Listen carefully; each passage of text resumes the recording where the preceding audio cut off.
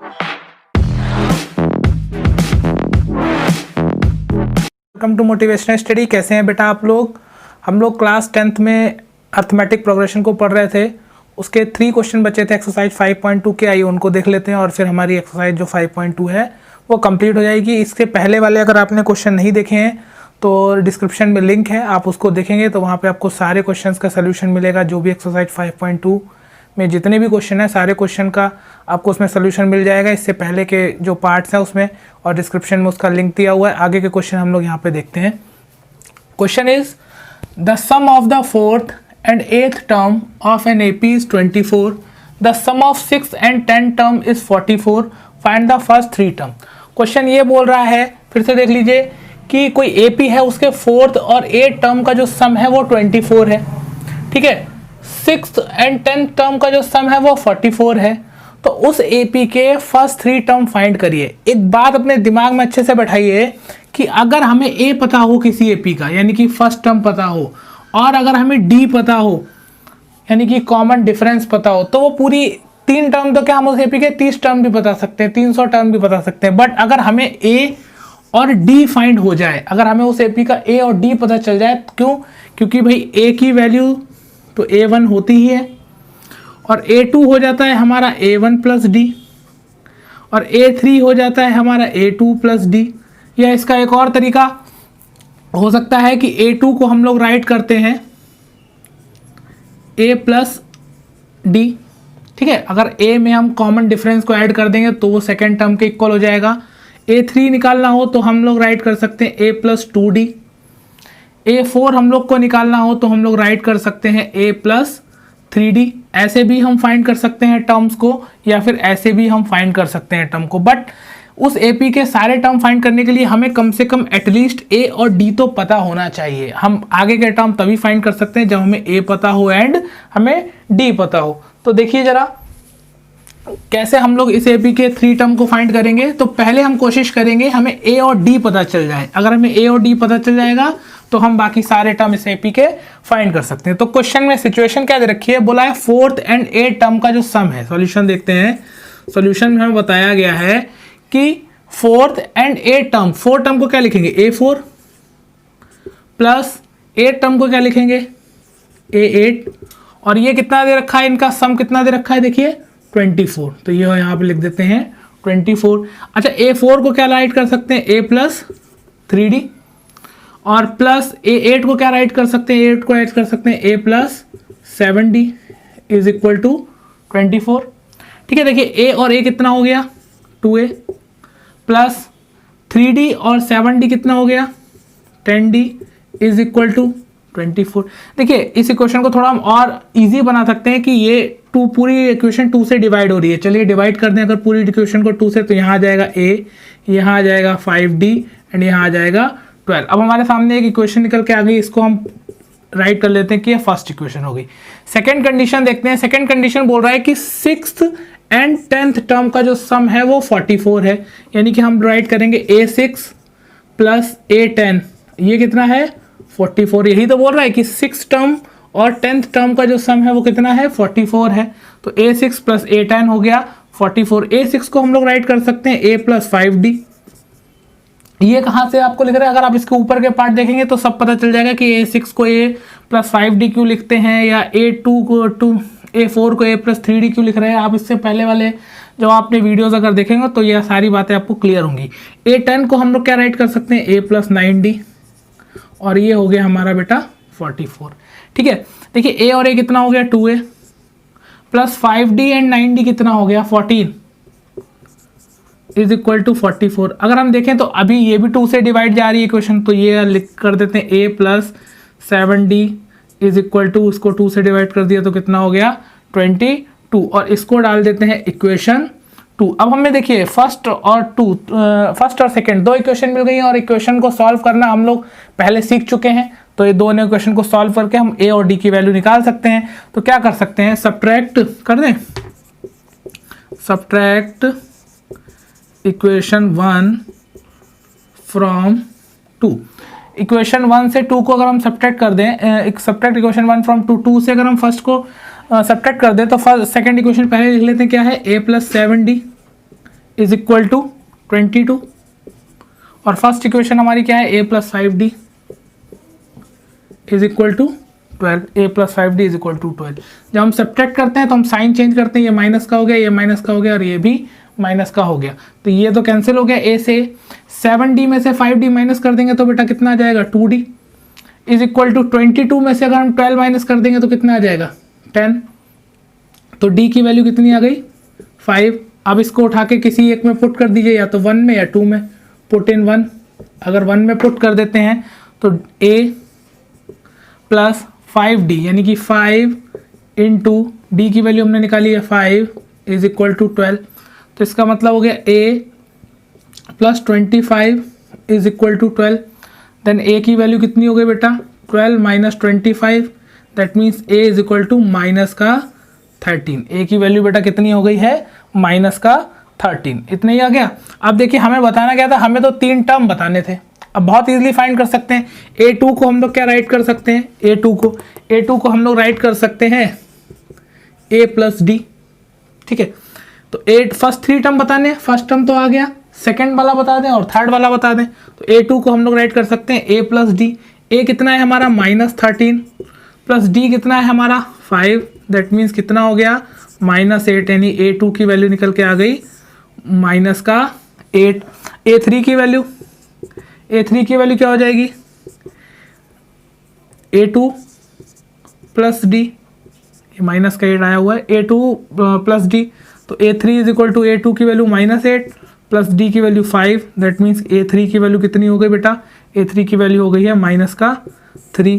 तो हमारे first 3 term क्या आ गए, first 3 term of AP is क्या क्या हो गए हैं, फर्स्ट टर्म तो ये हो गया माइनस 13, सेकेंड टर्म हो गया माइनस 8 एंड थर्ड टर्म हो गया हमारा माइनस का 3। अब ये AP ऐसे चल दिए। आई होप कि आपको समझ में आ गया होगा। देखिए कुछ नहीं करना था, हम AP के टर्म तभी फाइंड कर सकते हैं जब हमको A और D पता हो। तो जो 2 इक्वेशंस हमें दे रखी थी या जो 2 कंडीशंस दे रखी थी उनसे हमने A और D की वैल्यू फाइंड की और A और D की वैल्यू फाइंड करके हम लोगों ने उन आगे के जो फर्स्ट 3 टर्म हमें फाइंड करने थे उनको हम लोगों ने बहुत ही ईजिली फाइंड कर लिया। आई होप आपको समझ में आया होगा। और ऐसा क्वेश्चन नया नहीं है, हम लोग पहले भी पढ़ चुके हैं। ये सब कंडीशन जो आप देख रहे हैं तो हम लोग लास्ट में पढ़ रहे हैं, ये पहले पढ़ के आए हुए हैं। तो आप इसका स्क्रीनशॉट ले लीजिए और इसके नोट्स बनाने के लिए प्रॉपर तरीके से इसको पढ़िए।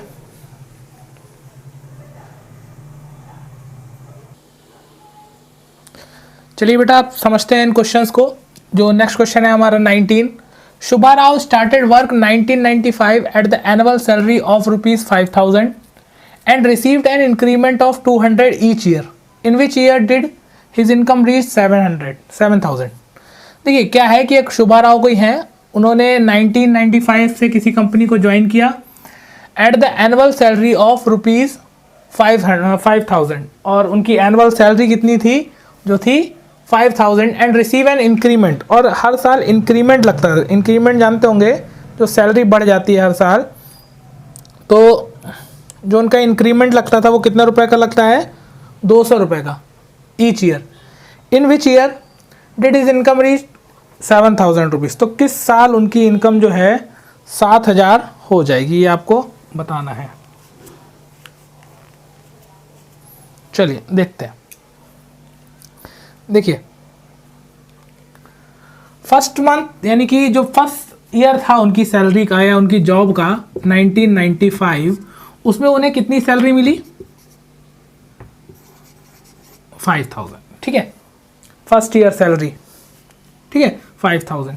अब नेक्स्ट ईयर कितनी मिलेगी, यानी कि 1996 में कितनी मिलेगी उनको, भाई हर साल उनकी 200 रुपये बढ़ जाती है, यानी कि 5,000 रुपये मिली तो 200 बढ़ गई, यानी कि 5,200 रुपीज़ हो गई।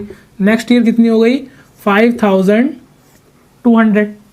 उसके नेक्स्ट ईयर कितनी हो जाएगी, उसके नेक्स्ट ईयर भाई अब फिर से 200 बढ़ जाएगी, यानी कि हो जाएगी 5,400। ऐसे बढ़ती रहेगी उनकी इनकम। और कह रहा है एक टाइम आएगा जब उनकी इनकम 7,000 हो जाएगी। तो अब आपको बताना है वो टाइम पीरियड कितने साल में उनकी इनकम जो है यहाँ तक पहुँच जाएगी। ये फर्स्ट ईयर की हो गई, सेकेंड ईयर की हो गई, फिर थर्ड, फिर फोर्थ, ऐसे ये कहाँ तक पहुँच जाएगी, 7,000 तक पहुँच जाएगी। ये आपको बताना है, ठीक है। बहुत ही सिंपल है। अब ये n की वैल्यू यानी कि आपको फाइंड करनी है। क्या फाइंड करना है आपको? n की वैल्यू फाइंड करनी है कि हाउ मैनी ईयर, ईयर बताना है यानी कितने साल में, यानी कि n बताना है आपको। तो आपका a कितना है?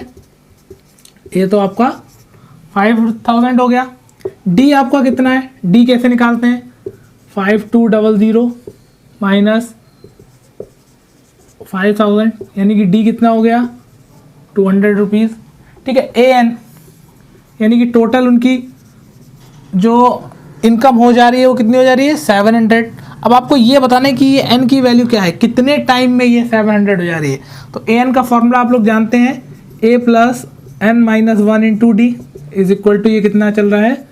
7000। a की वैल्यू आपने कितनी है भाई? 5000 प्लस n माइनस 1, n तो बताना ही है, माइनस 1 इंटू डी की वैल्यू कितनी है? 200 इज इक्वल टू 7000। ये देखिए 5000 प्लस का है, आप इस साइड ले जाएंगे तो किसका हो जाएगा? माइनस का, यानी कि इधर बचेगा n minus 1 into 200 is equal to 7000 minus 5000। ये बच गया बेटा, यानी कि n minus 1 into 200 is equal to इतना, क्या इधर कितना बच गया? 2000। यही बच गया। तो चलिए देखिए n minus 1 is equal to ये 2000 है, और ये 200 जो है मल्टीप्लाई में था तो अपॉन में चला गया। ये 20 से ये 20 कैंसिल हो गया, ये 2 1 जा और ये 10 जा, यानी कि n माइनस 1 की वैल्यू आपकी निकल के आ गई कितनी? 10। तो n की वैल्यू कितनी हो जाएगी? 10 plus 1 that means n is equal to 11। यानी कि 11 साल बाद उनकी जो सैलरी है वो कितनी हो चुकी होगी? 7000। ईजी था, थोड़ा सा बस समझना था कि भाई पहले साल उनको 5000 रुपये मिला, फिर हर साल उनका 200 रुपये का इंक्रीमेंट होता जा रहा था। तो हमारी देखिए एक एपी हो जाएगी, क्योंकि हर साल 200 का गैप आ रहा है, यानी कि डी जो है डिफरेंस जो है वो हर साल 200 का आ रहा है। तो डी की वैल्यू 200 हो गई, ए की वैल्यू 5000 हो गई।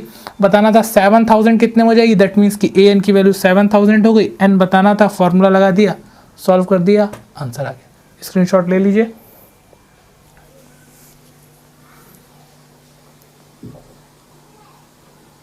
चलिए बेटा हम लोग एक्सरसाइज के लास्ट क्वेश्चन पर चलते हैं। ये इस एक्सरसाइज का लास्ट क्वेश्चन है, इसको देख लेते हैं। Ramkali saves ₹5 in first week of a year and then increase her weekly savings by ₹1.75। If in the nth week her weekly savings become ₹20.75, find n। देखिए अभी जो हम लोगों ने पहला क्वेश्चन किया था लगभग ऐसा ही था, इससे मिलता जुलता ही था।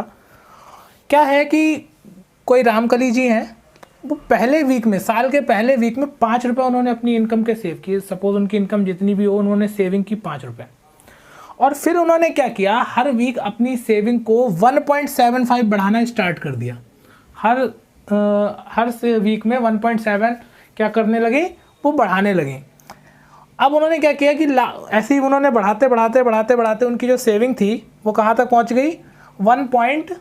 20.75। तो आपको बताना है कि कितने हफ्तों में पहुंची है यहाँ तक। जरा ध्यान से देखिए, सॉल्यूशन देखते हैं। सॉल्यूशन क्या है कि पहली जो थी उनकी सेविंग वो कितनी थी? पहली जो सेविंग थी वो थी उनकी 5 रुपीज़। ठीक है।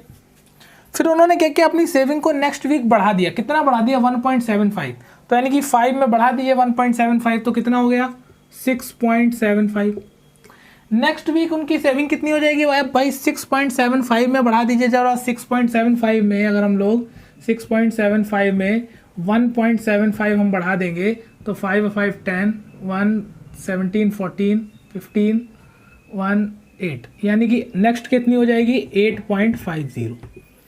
और ऐसे करते करते उनकी सेविंग कहाँ तक पहुँच गई? 20.75। एनथ वीक में यहाँ तक पहुँच गए। तो आपको बताना है कितने वीक में यहाँ तक पहुँचे। अभी जैसा सुभाष राव वाला क्वेश्चन था, इससे पहले सेम वही क्वेश्चन है। ए की वैल्यू यहाँ कितनी है? 5। डी की वैल्यू कितनी है? 6.75 माइनस 5 दैट मीन्स 1.75। ठीक है। ए एन की वैल्यू कितनी है? यानी कि 20.75। अब ये एन की वैल्यू आपको फाइंड करनी है। एन वाला formula a plus n minus 1 into d is equal to 20.75। ये हो गया बेटा। ए की वैल्यू हम लोग जानते हैं कितनी है? 5। एन की तो हमें वैल्यू बतानी है -1। डी की वैल्यू पता है 1.75 इज इक्वल टू 20.75। ये निकल के आया बेटा।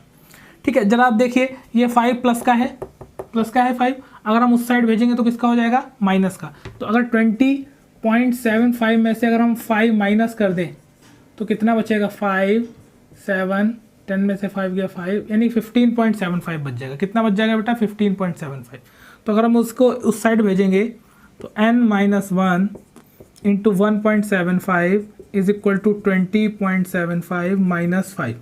ठीक है, जब इसको माइनस कर दिया तो कितना बच गया, n-1 into 1.75 is equal to 15.75, इतना बच गया बेटा। ठीक है, अब ये क्या होगा, ये अपॉन में चला जाएगा, यानी कि n-1 is equal to 15.75 upon 1.75। ठीक है, अगर हम यहाँ से पॉइंट हटा दें, यहाँ से हटा दें तो कितना हो जाएगा, इधर तो n-1 चल रहा है, ये हो जाएगा 1575 अपॉन 175। अगर हम इसको इससे डिवाइड कर देंगे तो ये कितने बार जाएगा, ये जाएगा 9 टाइम्स। देख लीजिएगा आप लोग, इसको इससे डिवाइड करोगे तो कितने टाइम में जाएगा, ये 9 टाइम्स में। तो n-1 की वैल्यू कितनी हो गई, 9। तो n की वैल्यू कितनी हो गई, 9 + 1, यानी n की वैल्यू कितनी हो गई, 10। यानी कि 10 वीक में जो उसकी सेविंग्स है वो कहाँ तक पहुँच जाएगी, 20.75 तक पहुँच जाएगी। आप इसका स्क्रीनशॉट ले सकते हैं जिससे आप इसको नोट कर सकें। तो ये थी हमारी एक्सरसाइज 5.2 जो कि फिनिश हो गई।